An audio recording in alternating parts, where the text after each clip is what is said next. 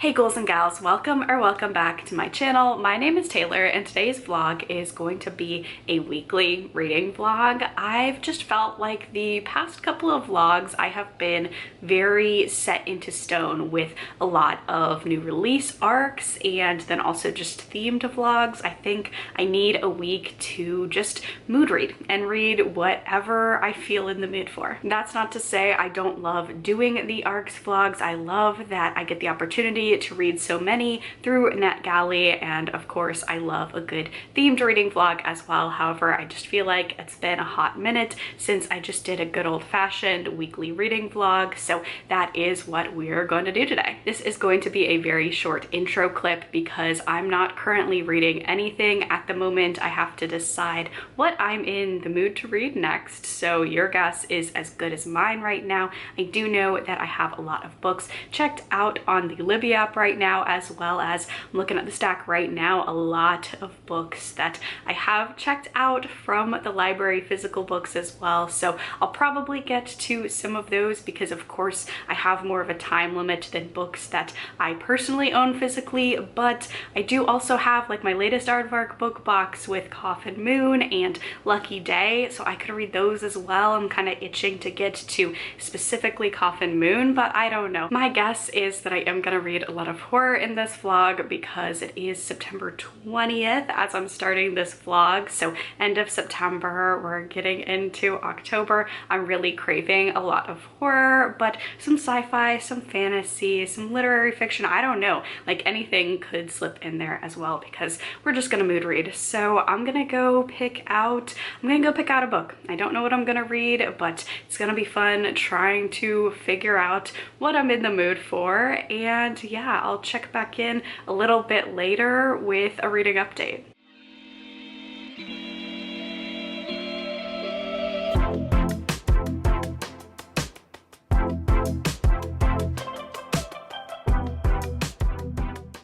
So I'm gonna be honest, I have not read a whole lot since the introductory clip of this vlog for a couple of reasons. Number one, I've just been working a lot recently, so it's been hard to find time to pick up a book. And then right before I started this vlog, I finished The Bewitching by Silvia Moreno-Garcia. There should be a vlog with this book up already on my channel, and it was a 5-star read. And it was the kind of 5-star read that puts you in a little bit of a reading slump because whatever book that you pick up after it, you find yourself comparing it to that 5-star book that you just read. So I've just been in a little bit of a reading slump after this one, but I absolutely loved it. It's a very witchy campus novel, mystery, intergenerational story, and I absolutely ate it up. Not only is it one of my new favorite Silvia Moreno-Garcia books, but it's one of my new favorite witchy horror stories that I've ever read. So yeah, I've just been in a little bit of a reading slump for a very good reason because again, I'm very glad that I got that 5-star, but just between that and between working a lot, and me and my partner have been really into our X-Files watch at the moment, and then we're also watching Dancing with the Stars. That's just once a week though. We don't go through it very quickly like the X-Files. So just for a couple of reasons, there's just not been a whole lot of reading happening. I picked up a couple books, started them, tried a chapter and all of that, and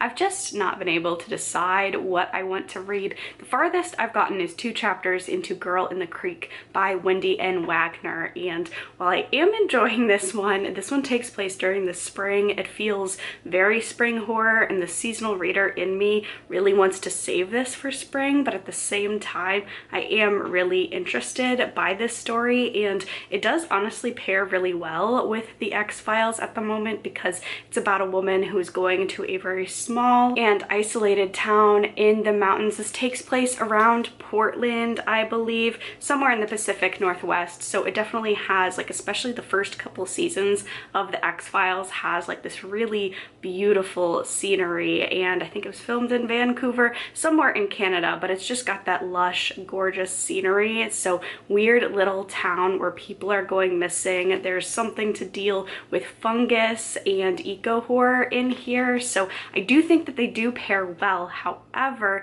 I'm just struggling just a little bit to pick up horror because, again, the last horror that I read, stunning, 5 stars, so I have that comparison in the back of my mind, as well as this just feels very, very springy. So I'll probably keep continuing with this, with the caveat that I probably wouldn't recommend it too much for the fall. I'd probably wait until spring, but you never know. I mean, I am enjoying it. There's nothing wrong with the book. I've just found this year I really love being a seasonal reader, and if like a book takes place in spring, I like reading it during spring, so on and so forth. But tomorrow I should get a lot of reading in. I'm actually taking the day off work. I have a lot of stuff that I need to do, a lot of appointments and things that I need to get scheduled and all of that, so I'm kind of lumping it all in together. So I'll be in waiting rooms and just waiting for things to be completed and ready to be picked up, all of that jazz. So I've got a lot of waiting tomorrow, and I feel like, you know, I'll bring a book or two with me. I'll probably bring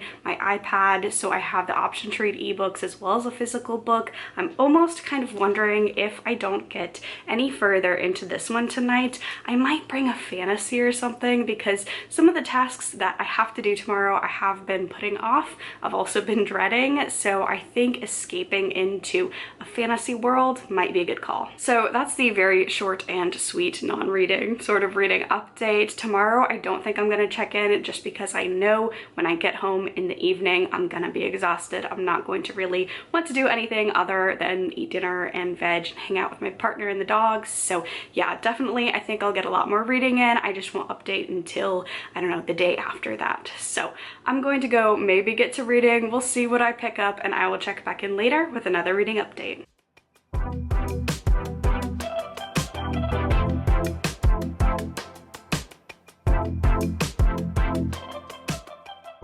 So yesterday was about as rough as I was expecting, and I ended up bringing Arcana Academy by Elise Kova to accompany me, sitting in waiting rooms and just having a lot of downtime where I wanted something very escapist, very fun, and just a little bit more lighthearted than a horror. I will be getting back to Girl in the Creek this week because I was enjoying it. However, this was just the move for yesterday. So I got about 10 chapters into this one. This is a romantasy, and it's about a young woman named Clara, and she is a fugitive from the law in this fantastical world. She wields tarot cards, can design them, can utilize their magic without going through the proper channels to do so. So she is considered a fugitive until she is captured and imprisoned. However, before her death sentence, she is plucked from the prison and sent to Arcana Academy. The headmaster there, who is also the prince of this land, needs her help, and only her help, to secure something. And I'm being very vague just because I feel like those reveals are very fun to read on your own, but he needs her help with something, and this is her chance to obviously escape a prison cell, but she does have to work with her enemy. So in this world, we do have the tarot cards that come to life. They have their each own unique abilities, and these abilities are harnessed for those magical abilities. However, the only way in which you can access this magic is going through Arcana Academy. So Clara has to go through this academy. She's undercover as she is working with this headmaster to further his own personal goals, but also, you know, make a living for herself now as well. It's a lot better than a jail cell, and I'm sure some enemies to lovers romantasy style of action and hijinks is going to ensue from here. I did check this out from my library. It wasn't initially on my radar, but I saw it on a display, and it was supposed to be like a magical dark academia. Like, this takes place at a magic school, so I was interested in that, and I do like trying out just a couple here or there when I need something. I mean, this is a pretty big book, so so I hesitate to say light in that sense, but when I just need something a little bit silly, a little bit to be taken less seriously, and that was the perfect book for me yesterday. So I will keep going with this one, and we'll see how it goes. So I do have a lot of time to read today. It's a lighter work day, as well as, despite the fact that this book is over 500 pages, it's very easy to fly through, very fast paced, very short chapters, and there's a lot of intrigue going on. So I'm having a fun time with this one. I'm gonna go get back to work, and then I'll check back in with y'all tomorrow with another reading update.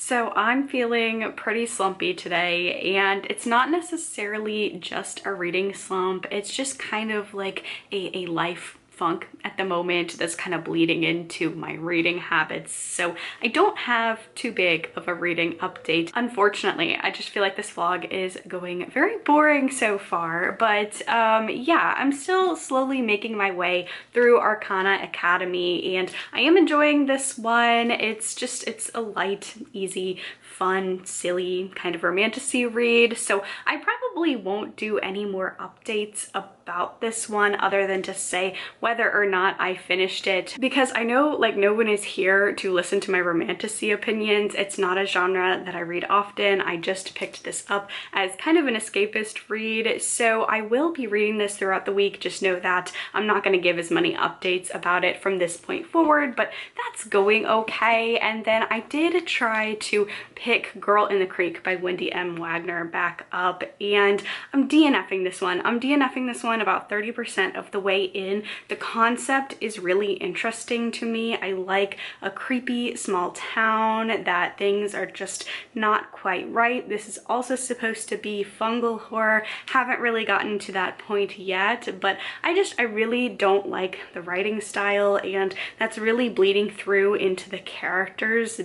It all feels very stilted to me, so I'm just gonna go ahead and DNF. I don't want to push through a book that I feel like I would rate like 2 stars or something like that, especially when I'm in a little bit of a funk, an overall funk, a reading slump, and I don't want to make that reading slump even more severe than it has the potential to be. So I am DNFing this one. Really cool premise, but unfortunately just the writing style and I really were not getting along. So I think what I'm going to pick up for my next horror read, I think I'm gonna go with a tried and true here. I'm gonna pick up The Nightbirds by Christopher Golden, and I'm picking this book because Christopher Golden is an author that I do have a lot of success with. I wouldn't say he's written any books that are 5-star all-time favorites of mine, but I go into his book knowing that I'm going to get a very speedy and fun horror time. His premises are always very interesting to me, and while they don't necessarily reinvent the wheel, I do like the way that he uses classic horror tropes to just create these smaller, I say smaller because I think most of his books are 300 pages or below, so just these bite-sized horror novels that I can really get through. And I think this would be a really good pick for me to kind of get out of my reading slump, because I don't have very high expectations for this one. I mean, I think I'm going to enjoy it, but it's not like I'm anticipating this one to be one of my favorites of the year, so there's no sense of expectation that I could be disappointed by. If I enjoy this book, it's going to be a good book. It's going to meet my expectations, even if it isn't one of my favorites of the year, and it's shorter. I think that's going to be a great book to get me out of this, I don't want to say reading slump, but it's definitely like my mood and just how I'm feeling overall right now is really bleeding into my reading habits and how I'm feeling about reading in general. So I think a fast-paced horror is definitely the way to go here. So yeah, fingers crossed that this newest Christopher Golden goes well for me. I haven't heard actually a lot of people talking about this one, but I think it's witchy, and it takes place on an abandoned ship of some sort, an abandoned ship that's being taken over by like the ecosystem. So very intrigued, and hopefully it goes well for me.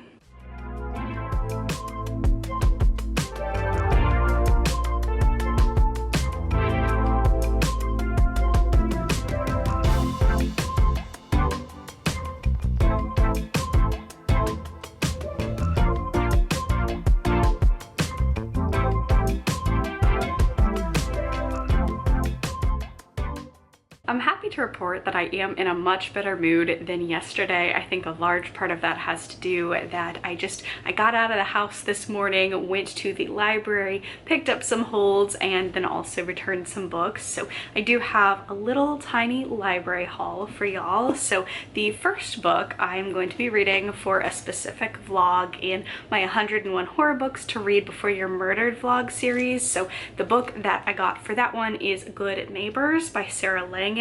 So this I will not be reading in this vlog or anytime soon, but it is for that particular vlog. And then another book, I got the other two that I got. One was on my radar, I had placed a hold on it, and then the other I just saw it in a display. Figured why not. So the one that I had placed a hold for was King of Ashes by S.A. Cosby. I have not read an S.A. Cosby yet, and I need to rectify that. So I want to read his latest. This is, I think, a Southern family saga about a family that runs a funeral home. So definitely very eager to get to this one. I've just heard nothing but great things about S.A. Cosby as a thriller writer, so cannot wait for that one. And then the other book that I got that just feels a little bit random, but I figured it's my library, no harm no foul if I don't like it. And that book would be Foundation by Isaac Asimov. And I don't really know anything about this one other than the fact that apparently it's a Apple TV series according to this cover, but it's also a sci-fi classic. So I figured why not go ahead and give this one a go. So that's the little library haul that I have. And then I also got a bookmark at the checkout desk, and it's candy corn and I love it. I'm gonna be using it all October long. So there was that. And then also what has been contributing to my good mood is that I am enjoying my book. I am about 30-ish% of the way through The Nightbirds by Christopher Golden, and this was exactly what I was hoping for when I picked this one up. It's very speedy, it's very fast-paced. Christopher Golden just has a very like movie quality about his writing where I feel like they would just make really great movies. The pacing's already kind of structured like one. There aren't a lot of scenes in his books that I feel like would need to be cut to fill a movie's screen time. I just feel like they already have just that very movie fast-paced horror feel. So in this book we're following two main characters. It takes place in Galveston, Texas, and we are following Charlie Book, who goes by Book, and he is actually working for the Texas Department of Wildlife and Agriculture, and he and a group of people are studying the Christabel, which is this ocean liner, this ship on the front cover of this book. It's sunk off the coast of Galveston a little bit, but it's still able to be explored. And what's really cool about it is it's its own like self-sustaining habitat out on the water, and there's a lot of plants and wildlife and vegetation. So he and a team are kind of investigating and seeing what scientific advances can be gained from exploring this area, and then also trying to figure out if they can turn it into some sort of historical site, whether that's a heritage site or whether that is like kind of like a national park, something like that. They want to try and do that. So Book is going to spend the weekend on this liner. The rest of his crew is not. There's a big storm coming, and they all have hotels and other lodgings that's a lot more comfortable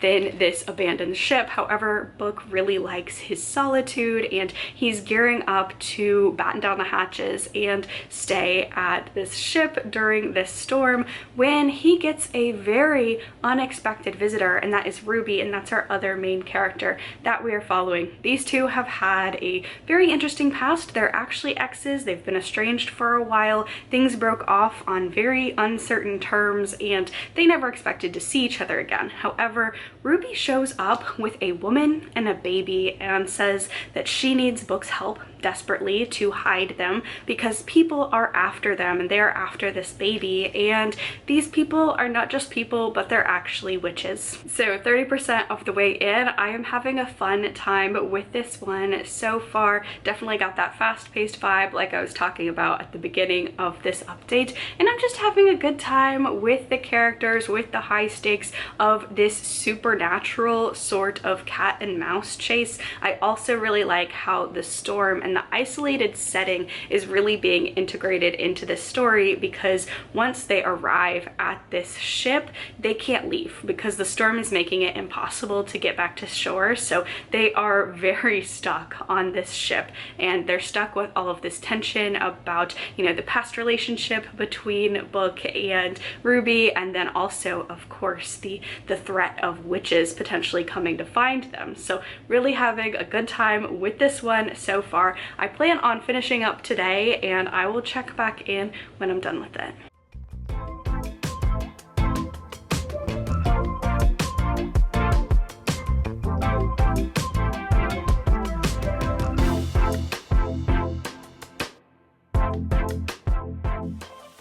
I'm gonna try and keep this a shorter update because my hair is just so greasy. It's bothering me. I'm actually bleaching it today, so I had to get it a little bit more greasy to protect my hair from the bleaching process, but that's neither here nor there. When it comes to bookish updates, I did finish The Nightbirds by Christopher Golden, and I did have a really fun time with this one overall. I really love a witchy horror that is definitely focused on the horror aspects of the witches as opposed to more fantastical elements. So I did like that in here, and I thought the setting on the ship was just so fun. And this one was very fast-paced and overall pretty enjoyable, very much like a popcorn sort of style of horror that really got me out of like that verge of reading slump. So I'm now ready to move on to the next book, and I think we're gonna stick with the aquatic horror theme here.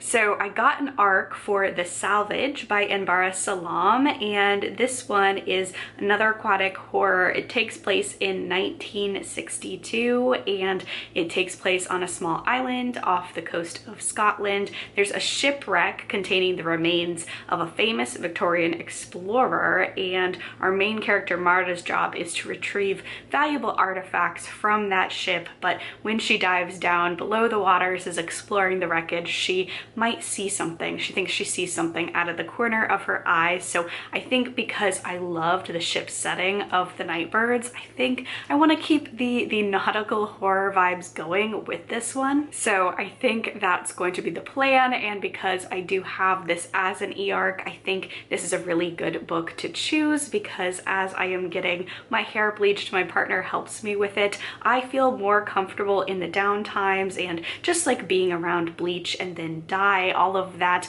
I feel more comfortable with like my phone or my iPad as opposed to a paper book, especially one from the library where I don't want to get anything on it because I have to return it. So yeah, I think this will be a really good next book to read. I do really like the cover. It's very, you know, orange, black, very much gives those Halloween sort of vibes, which is what I am starting to look for now that it is officially spooky season. So I'm gonna go get my hair bleached next time you see me. This should be a whole lot more vibrant, no more roots, and I hopefully will have an update on The Salvage.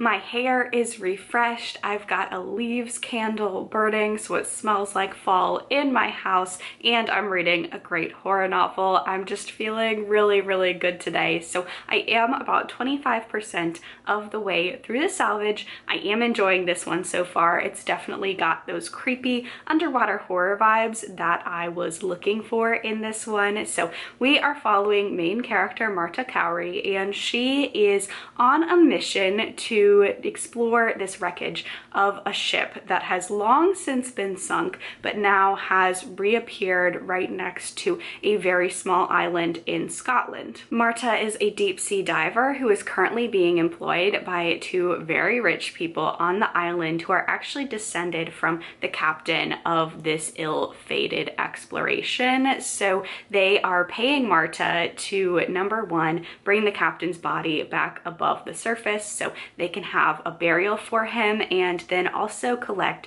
artifacts from this wreckage so that they can have a museum on the island, in hopes that this will bring tourism back to the island. The island was once a very bustling vacation spot until World War II, and all of the bombing and hardship that happened during that time. It just made it very hard for this small island community that really relied on that summer tourism to really thrive again. So there's a lot on the line for successfully completing this mission, and Marta really does feel this pressure. So this takes place also in the 1960s, right in the midst of the Cuban Missile Crisis, which is going to add a whole extra layer to Marta's desperation, and also just focus on trying to make this expedition run smoothly, make everything go right, because she ends up actually getting trapped on this island because of the Cuban Missile Crisis, and then some other factors as well. There's a lot riding on her in her professional career to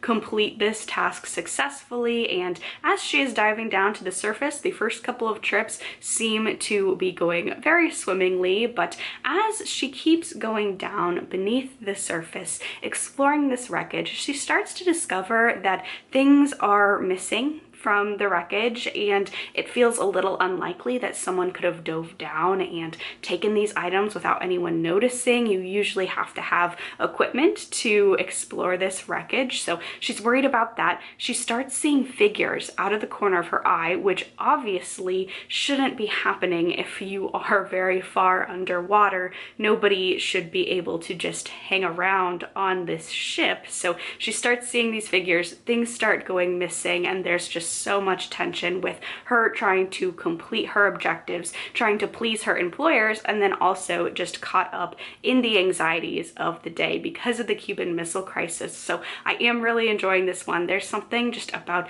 underwater horror that is so creepy to me. It's just Marta and her gear down there. She's so reliant on this technology, and of course, because it is 1962, the tech is not as advanced as we have today, so she's very much at the mercy of her suit, and the fact that things are happening, creepy things are happening. She could also potentially run out of air or something like this, is making this a very creepy read that I am enjoying. So far so good. It just seems like I was in the mood for ship adjacent, aquatic-ish horror this week, so I'm going to go keep reading the Salvage, hopefully finish it up today. It's not necessarily what I would call a traditional fast-paced read, but I am very invested in this story. I cannot wait to see where it will go. So hopefully I finish that up today, and then I will come back on tomorrow to give y'all my final thoughts.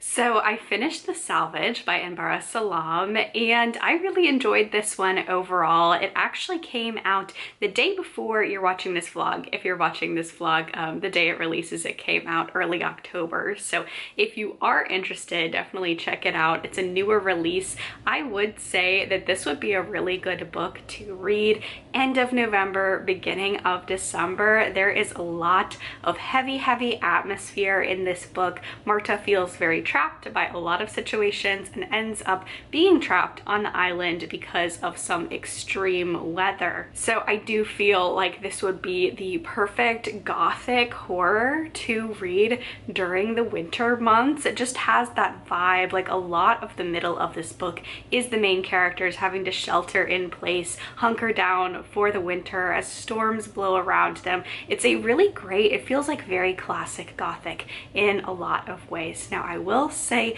for the pitch of this book being about the deep sea exploration, the bulk of this book we don't see Marta diving underwater. She has about 3 expeditions, and those are all really great, well done scenes. They were very creepy, very eerie, definitely what I wanted, but it's not going to be a book like From Below, like Darcy Coates, where the majority of the book is taking place underwater or right on top of a shipwreck. A lot of it does take take place on the island, but it still does have a very aquatic sort of horror feel, just because the island itself is a big part of the ship's history, the shipwreck's history, and then also because it's a very small town that is very focused on industries like fishing. So if you are going to pick this one up, there are some great underwater exploration scenes, but don't expect that to be the bulk of this book. I wasn't anticipating just how gothic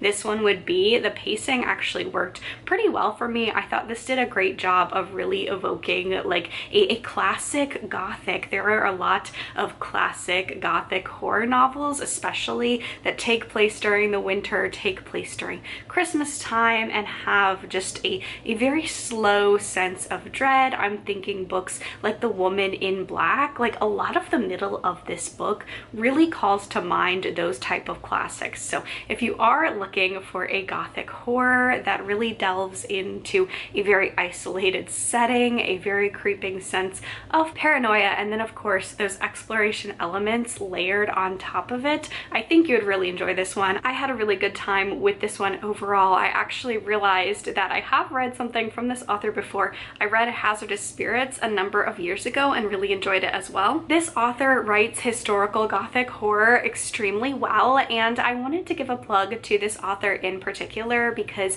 I feel like sometimes searching for historical horror, it can be harder to find diverse perspectives, and this author is half Palestinian. She's half Palestinian, half Scottish. That heritage is really represented in the characters. We have Marta and a very prominent side character, both being women of color, and then we also have a sapphic plot line running through this as a pretty big element. So if you are looking also for not only historical horror but a little bit more diverse historical horror, then I think you could really enjoy this one. Definitely a great gothic for the winter time. But that is going to be it for this reading vlog. If you enjoyed it, please be sure to give it a thumbs up, leave a comment down below, let me know you're here, subscribe to my channel so you don't miss any of my content. Stay safe, stay spooky, and I will see y'all in the next video.